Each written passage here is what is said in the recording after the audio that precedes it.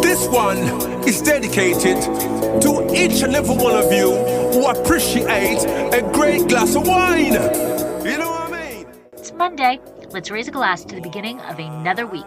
It's time to unscrew, uncork, or saber a bottle, and let's begin exploring the wine glass.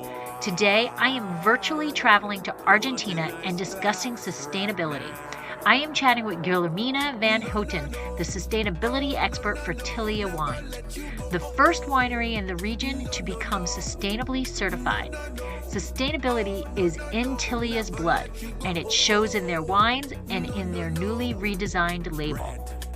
I want to give a big shout out to Taylor Camp for leaving this 5-star review.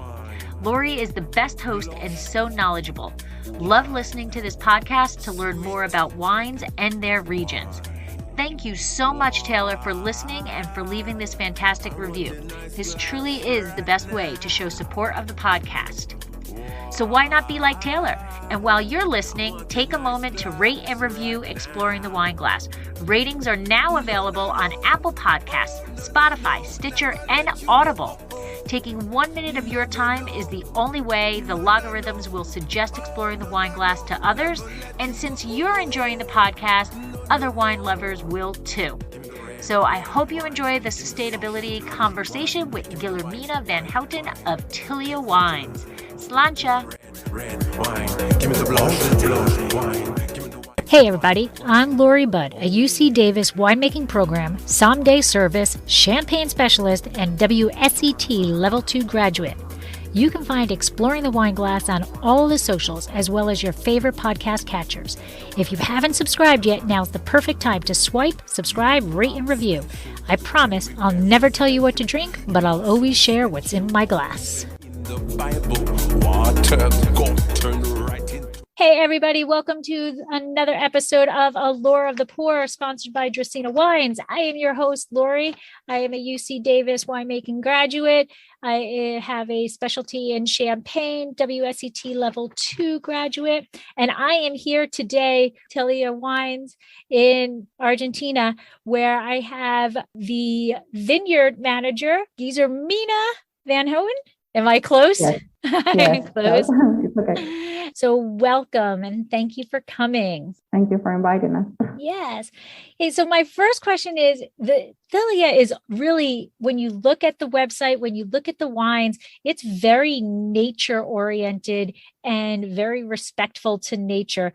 And I did a little searching around, and you really are a nature fan. So have you been into nature your entire life? Is that something that has been a calling to you? Well, I was born in a family of agronomists. So I think that's the reason why I love nature. I heard about plants, animals, and since I was a little girl, so that has always been very familiar to me. And then as I grew up and I started learning and understanding a little more about it, first in high school, which was biology oriented, and then at the university, where I studied agronomy, and now at work, where I keep learning about it. And I learn all the time, and I still found it fascinating. It really is. And I think you found a perfect place to have that love of nature, because if you don't respect nature and you don't understand what's going on in the world, there is no way that the grapes can grow and be happy in the environment that they are. So it's nice that you have found this. So on the website, it states that your passion for sustainability was awakened while in France. How did you find what were you doing in France? And what I always ask, what was the moment that somebody fell in love with wine, and somebody, for your aspect being so focused on sustainability, when did that moment come for you? Well, I've been in France twice for studies. The first time when I was an agronomy student, I did an internship for 6 months in a school of agriculture in the region of Pays de la Loire. And there I took some enology courses also. So that was my first approach to the French wine. And the second time was after my graduation. I followed a master program in viticulture and enology in Montpellier Supagro and Bordeaux Agro. So during that time, I had the opportunity to visit many French wine regions and also to work in different vineyards and wineries, mainly in the south of France. It wasn't, I think, a precise moment, but it was all along this experience and the time I spent there where I saw they have a huge awareness for sustainability, and which attracted me was that watching how they analyze the impact of their practices in the long term, which I think is one of the most important things for a vineyard and for sustainability. Yeah, you need to. There's a lot of people, wineries, people that are really good at the short term, and they just want to get the best results today, and they're not really concerned about tomorrow or 5 years or 10 years down the road. So this whole concept of sustainability is really important because, it's great if you can make wonderful wine today, or it's great if you can make wonderful any product today.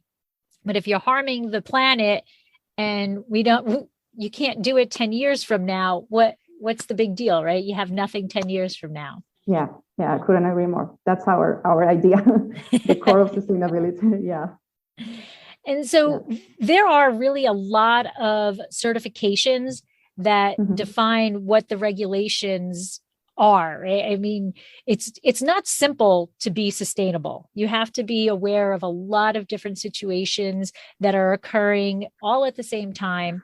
And they kind of all have their own, their own definitions. There's regulations, but in order for you to believe in it, you have to have your own definition of what sustainability is. So to you, what is sustainability? Well, I don't know if it's my own definition, but I agree with the definition that states that sustainability aims to preserve the land, in the first place, the ecosystem, and provide resources to the community also. So as you said before, making sure that we can meet our needs in the present, but we won't compromise the ability of our future generations to meet their own needs also. The most important thing, or what I think, is a dynamic concept. And this implies a commitment to study, to review, and reestablish practices that will best serve this goal. I mean, we can change our minds in what sustainability, which are the most sustainable practices, for example, in the vineyard. I think it's a dynamic concept, and it changes with science, with new studies, and the things we learn while being in the vineyard. And when you're out in the vineyard, I know you're thinking of the future when you're out in the vineyard, but are you having like little tests going off in your head, or maybe really official tests of this is where I think I want to go sustainably, but then, here's an idea. Let me try if that's a better option. Do you know what I'm asking? Like, everything can't be written in stone, right? Yeah. Right. So sometimes you have a guide of what you want to be sustainable, the path you want to go into be sustainable. Yeah. But then you want to try new things to see if you can be even better at sustainability, right? Yes, we do that all the time. I think it's important to keep an open mind, and that's what I was talking about, the dynamic concept.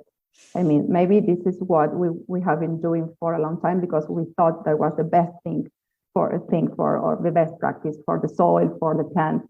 And then we discovered that maybe there's another thing, an alternative that could help us, or there are different solutions there between different vineyards. I mean, different locations, different climates. There are things that adapt more to certain ecosystems than in other ones. That's why we say also that we cannot take solutions from other wine-grown regions. We cannot copy because we have to adapt to our condition. And maybe I think that works in Australia. I don't know, doesn't work here in Argentina. Right. So, yeah. That's a really, really great point, because there, something like you said may work in another region and it may be perfect for that region, and it just isn't what is the best for your region. So that's a fantastic point to mention. Before we get into a little bit more of Tilia and the wines and how they're sustainable, can we do a little brief lesson on Argentina? Yes, of course. So first of all, what makes Argentina where you are? What makes it so special, like for a wine region? We have, a special terroir. I mean, we have a combination of altitude called cool mountain nights, very sunny day. We have a lot of sun here in Mendoza, a low humidity, and we have an iconic grape, Malbec, which is very well adapted to Mendoza. And all these, we have also a savoir-faire, as the French said. We grow these grapes with traditional farming practices. And we have a very special climatic condition because Mendoza, the Andes Mountains, are a shelter, from the Pacific rains and generate a very dry microclimate. So cool nights and also cool nights and intense sunlight come with extreme high altitude. Mendoza is the only important wine region in the world with vineyards above 3,000 feet in elevation. And also we have very well-drained alluvial soils were formed millions of years ago by rivers and glaciers, and they are filled with rocks, pebbles, sands, clay, lime. And so that makes us here in Mendoza, we grow grapes under these conditions, and in the desert, we irrigate our grapes. So they all benefit from the bright sunlight, the cool nights, the healthy conditions, because we have got a strong pressure disease because of the dry climate and low rainfall. And this generates great concentration of flavors in the grapes. And this allows us to create 7 varieties of wine like we have in Tilia. Where is Tilia actually? Where is it within Argentina? Mm-hmm. How does somebody get to you? Okay. Tilia Winery is located in Junín, in Mendoza, in the eastern zone of Mendoza. But the wines are made from a blend of organic grapes that comes from the Uco Valley, the central region, and the eastern region of Mendoza. If you want to come to Mendoza, you can come from. We have an airport here in Mendoza called El Plumerillo. So that if you're traveling from the eastern coast of the United States, it's about 12-hour flight with a stop in Buenos Aires. And it's about an 18-hour trip if coming from the West Coast. Well, you have always a stop in Buenos Aires. I recommend visiting Buenos Aires before or after Mendoza. It's a really beautiful city. It's a good place to stop. Yeah, it's a good place to stop. Yeah, that's true. Now we are there. I mean, we are in Mendoza, but with grapes from 3 different regions. And these regions, so the winery is in the one section, then you have grapes in the 3 other regions. How far about is the winery to those regions? From the Uco Valley is 200 kilometers away. I mean, the Uco Valley is very big. And from the central region, 100 kilometers. Away from the winery. Okay. And so you're busy traveling during, right? You're busy traveling quite a bit. We're used to here in Mendoza. So you're used to it. Yeah, you have a truck and you're just used to going, listening to music. You have music that you listen to. Podcasts. All right. So on the website, I actually fell in love with the website when I did some research, because under the team, in addition to yourself and Gonzalo, you have native bees as employees. And I absolutely love that.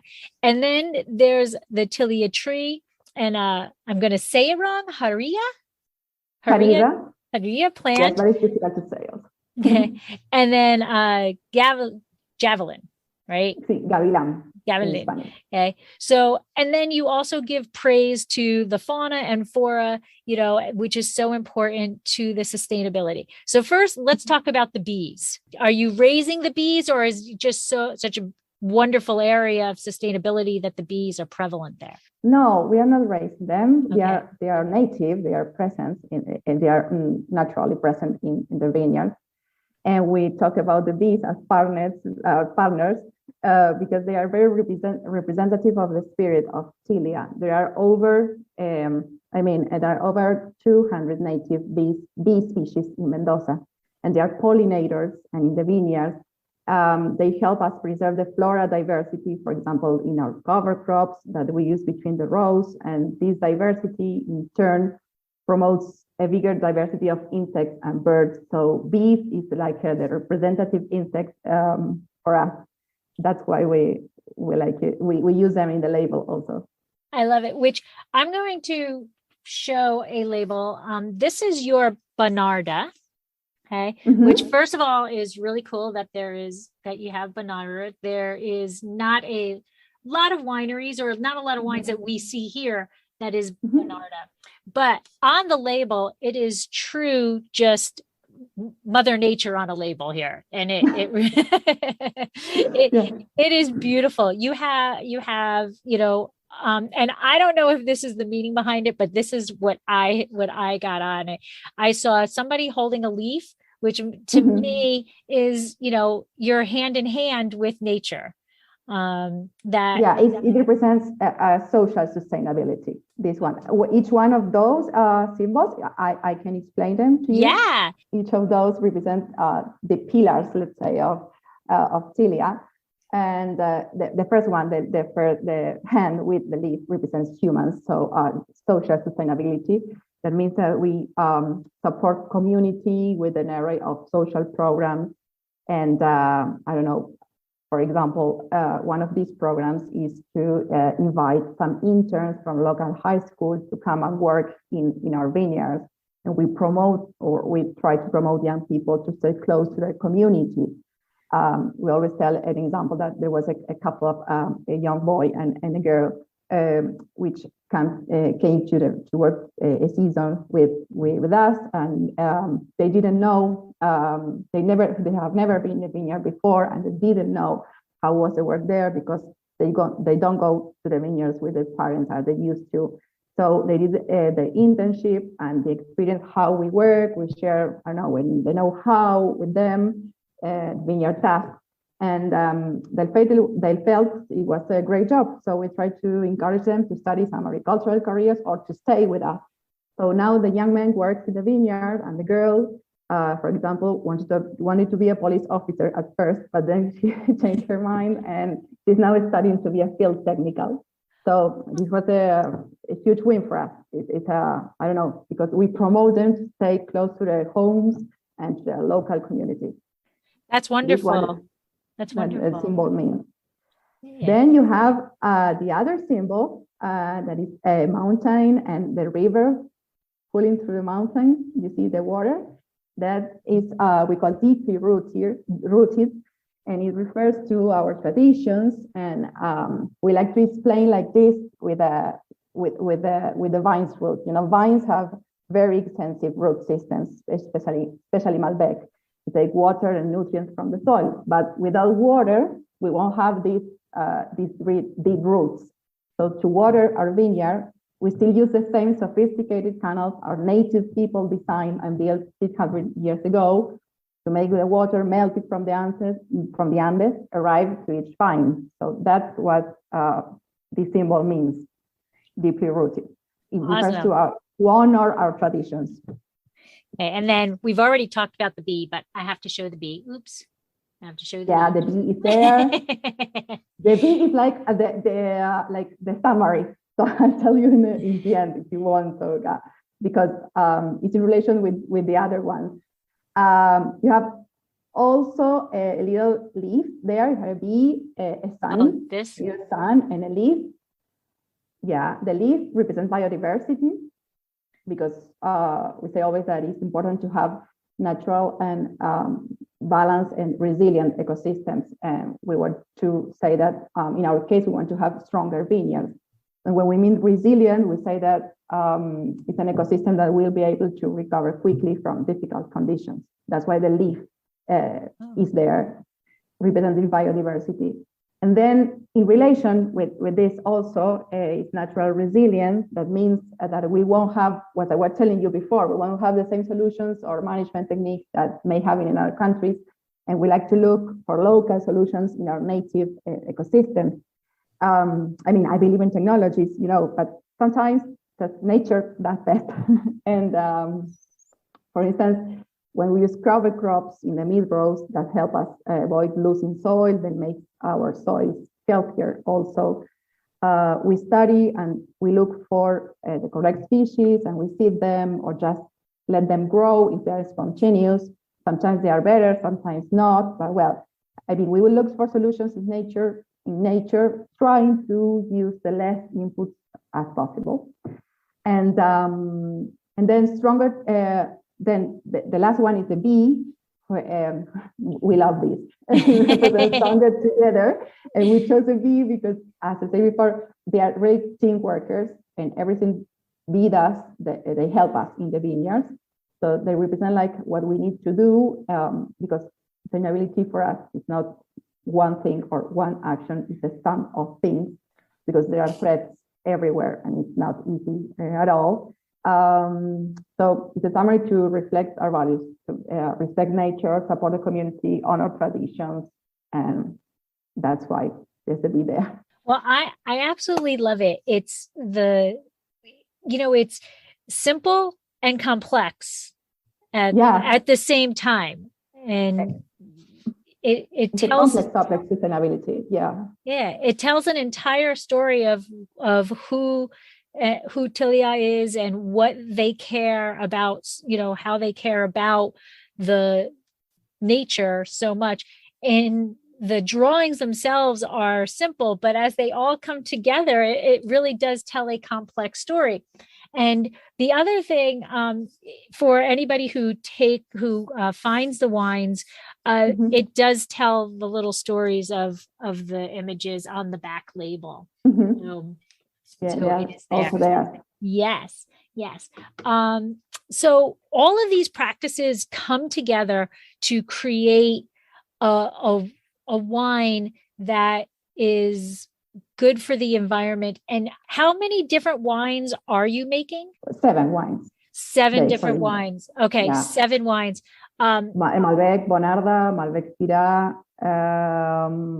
We have Chardonnay, Torrontés, and I have 2 more. A Cabernet Sauvignon. Sorry, I was forgetting. Yeah. Cabernet Sauvignon. And then you have the Syrah Malbec. You have the Syrah Malbec. Yeah. Right. Yeah. Okay, excellent. And you have a Malbec and a Syrah Malbec. Are those Malbecs coming from the same region? In both cases, yes. Malbec comes from the 3 different regions.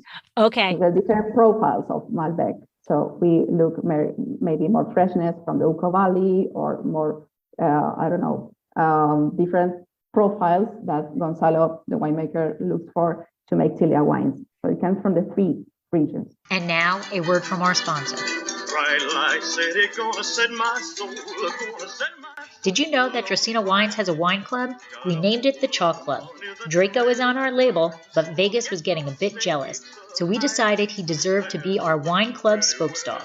In Las Vegas, betting chalk means that you are betting on all of the favorites, and we're gambling that once you taste our wines, we will become one of your favorite wineries.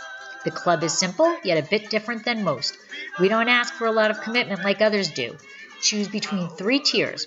The Sweet 16, where you'll receive 3 bottles twice a year and get 25% off all orders. Sign up for the Elite 8 and get 30% off all orders and receive 4 bottles twice a year. Or make it to the Final 4 and receive 6 bottles twice a year, as well as receiving 35% off all purchases. All tiers receive discounted shipping, are customizable, and are eligible for unlimited referral bonuses. Add $15 to your bank for each person you refer. Head to www.dracinawines.com or the link in the show notes to find out all the Chalk Club has to offer and to sign up. We've stocked the odds so that you can get our award-winning wines without breaking the bank. We're talking about how the winemaker is taking the grapes from the different regions to do the expression that they would like in these bottles. So that's a perfect introduction to what are the differences between these three regions. So, you have three different regions. How do you farm these vineyards similarly or differently because of where they're located? Well, the Uco Valley, one of the regions considered to be one of the premier grape growing regions in Mendoza. It's located 100 miles due south from Mendoza city, and its elevation reaches 3,000, between 3,000 and 5,000 feet. This area covers three counties, Tupungato, San Carlos, and Turujam, and it's in very high altitude, so it translates into much lower temperatures, allowing for more aromatic intensity and higher levels of natural acidity for freshness and balance. The Uco Valley region is a desert also, like the other regions, and is irrigated by the Tunujan River, where the growers have adopted drip irrigation to increase efficiency. Tilia growers use vertical shoot positioning for optimal sunlight exposure. And for Malbec, for example, it's especially important to achieve aromatic intensity.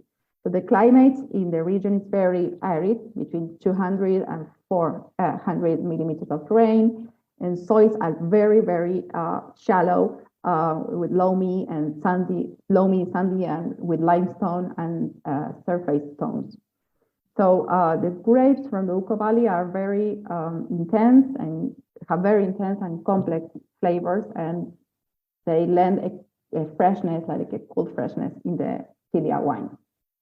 Then the eastern region is one of the oldest and most traditional viticultural regions in Mendoza.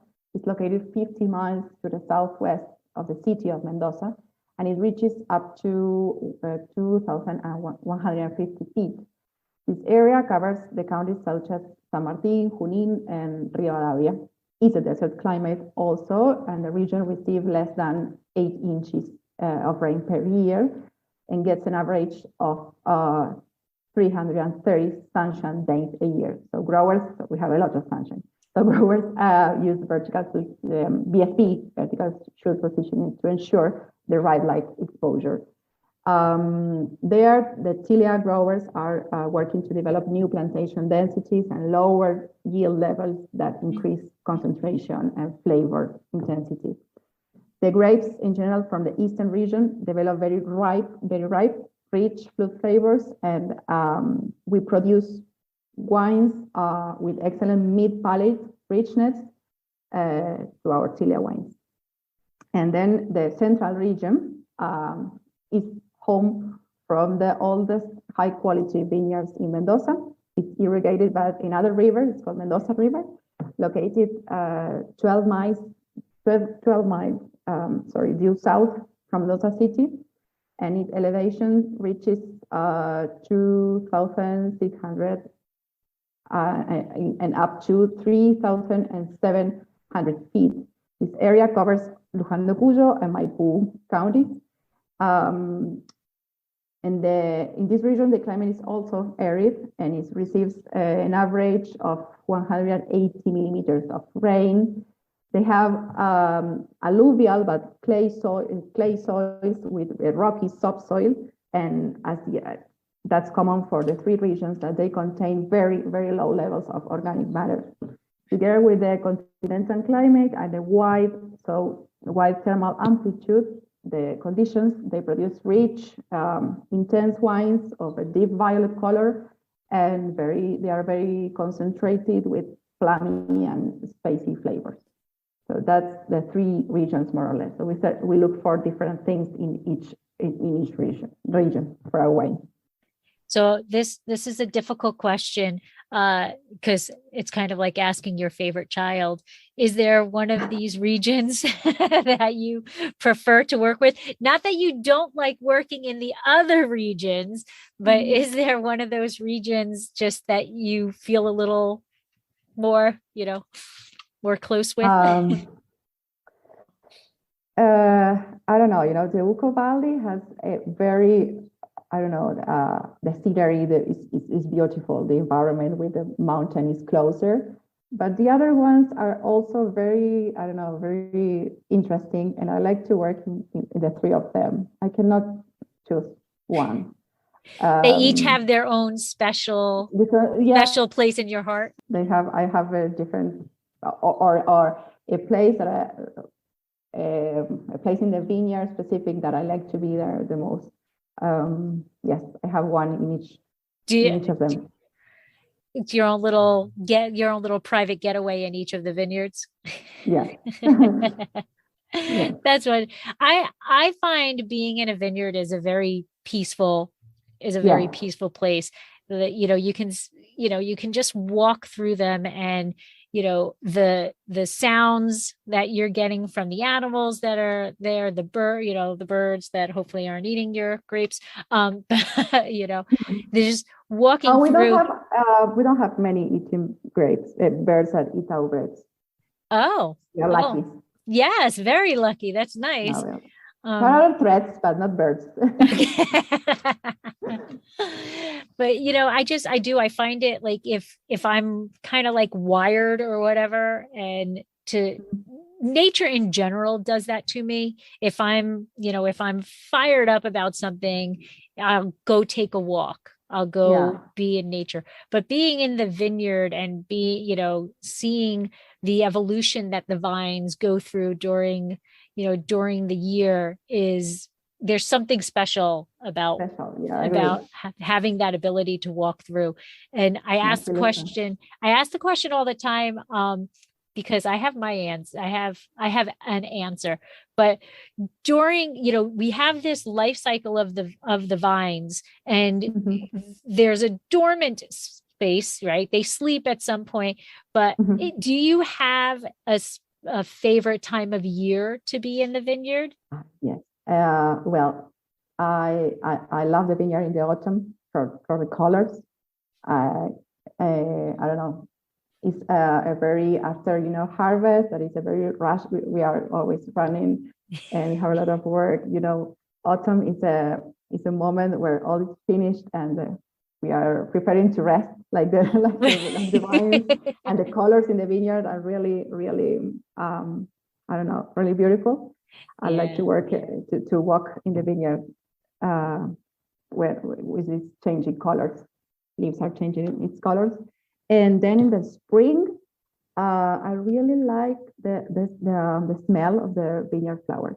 Yeah, also when it's flowering. Yes. Spring and autumn, let's say. Yeah, I think it's beautiful all year round. It's beautiful all year round. I mean, but it came to my mind is the colors popping is. Yeah, absolutely. I agree with that. So if we get back to Tilia, like the winery itself doesn't just believe in sustainability.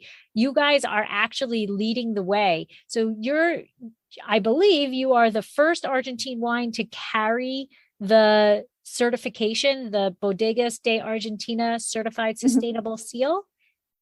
Yes, that is correct. We were the first. Tilia was the first wine label to carry a sustainability seal of Bodegas Argentina. This is based on a protocol that gives a list of standards, which is audited and certified by a third party.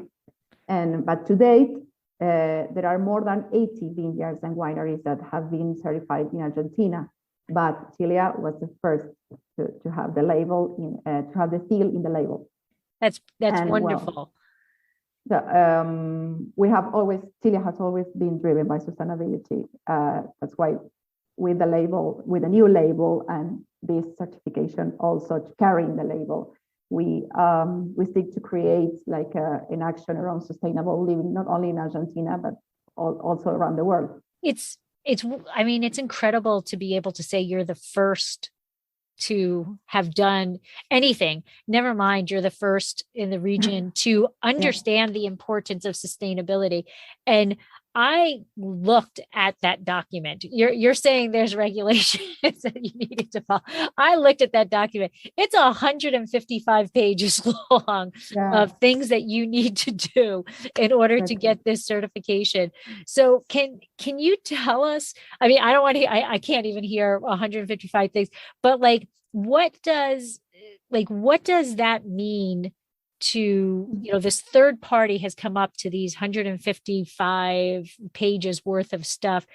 That means you guys are really focused and spending a majority of your time following these regulations. And I get, you understand that that's the better way to go, but it's going to always be on your mind of that. Or did you already do that and they kind of guided you?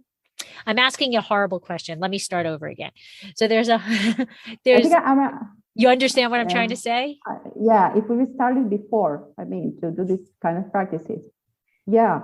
I think some things we did before the certification, and then we add new practices or correct some things. But it was for the beginning. We started doing these kind of things, and it was always in our mind the idea of sustainability. And we change things, we adapt to the protocol, or we change things because we learn new things. But the idea was always there, even before the certification, let's say. Okay. And for example, we with organic. Sorry, I want to add this. They are organic grapes. We are not certificated. Our grapes are grown organically, but they are not all fully certificated. The vineyards, they will be in 2023, but the practices and all the transition has been done, so the practices are there. I just want to say, I didn't even ask the actual backstory of the winery itself. Like, where does the name come from? What was your first vintage? Yes. Well, the name Tilia Wines, makes reference to a Tilia or Tilo tree here in Argentina. Is a tree that you can find everywhere in Mendoza. It's very characteristic, and with the leaves of Tilia, you can make a tea, a calming tea. So the idea of called Tilia Wines was chosen because it represents like our spirit of hard work, but the rest, resting before the hard work also, like the lifestyle of Mendoza, that's why we chose the Tilia tree, balance with nature and hard work. Perfect. Tilia produces these 7 wines, and I know they're available in the United States, but where can somebody find them here? Okay. If you want to shop our wines, you can find us at Costco, at Whole Foods, Trader Joe's, Total Wine, and wine.com. Oh, okay. So there's lots of options for us to find these wines. And like I said, I'm excited. The Bonarda and Torrontes, these are varieties that I know my wine geeky friends get all excited over. It's nice. We get so much. You do make a cab, but we have so much of this. But when we can get what, I don't know, I guess I consider those, native, we don't have, we do have Bonarda in the United States, but it's not the same. Bonarda is my favorite, I should say. Is it? Yeah, I love it. And it comes from the eastern zone of Mendoza. And I love Tilia Bonarda. So I recommend to try it. All right, so there you go. That's the first one you guys are going to want to find out when you walk into, and Whole Foods and Trader Joe's. That's wonderful, and Total Wine. And then if we can order it on wine.com, that is fantastic. So I just want to say thank you. I don't know if I missed anything that you want to. I'm so blown away by how dedicated the winery is to sustainability. It's just, there's wineries that are sustainable, but it's kind of like we make wine and we do it sustainably. And you guys are so understanding of how important it is to be one with nature, to take care of nature, and to make wonderful wines while following this protocol is just, it's really nice to see that there's so much dedication to it. So I would like to say thank you for doing that, because I'm a nature fanatic. I am a huge tree hugger. So yeah, me too. Well, thank you for having me.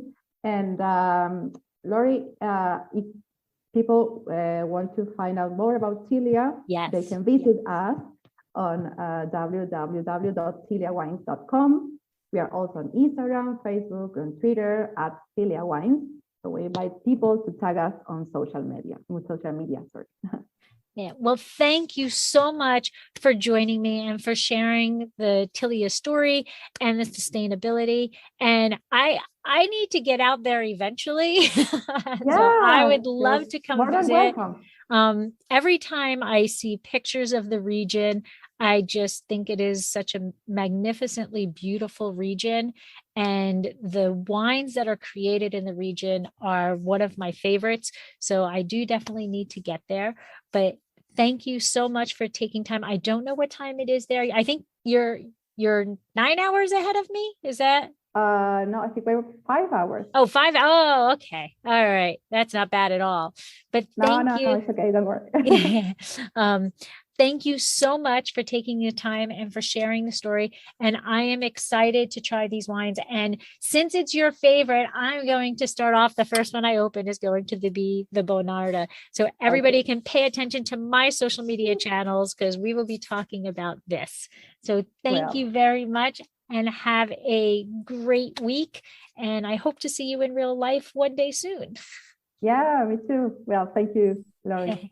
Thank you. Have a great day. Bye. So you and I can feel. This has been another episode of Exploring the Wine Glass. Thanks for listening. If you have suggestions on what topics you would like me to discuss, please reach out on social media. You can find me on Twitter, Instagram, and Facebook as Exploring the Wine Glass. I am also on LinkedIn as Lori Hoytbud. Of course, you can always email me at exploringthewineglass@gmail.com. If you enjoyed what you heard, please rate, review, and subscribe to help others find me more easily. And most importantly, tell your wine-loving friends, because if you like the podcast, they will too. Music is Wine by Kevens. Until next week, Sláinte. I want a nice glass right now.